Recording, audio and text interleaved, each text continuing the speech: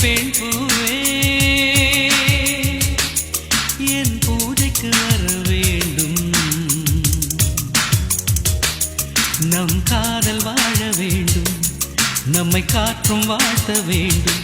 நீ விடும் மூச்சிலே நான் கொஞ்சம் வாழ்கிறேன்.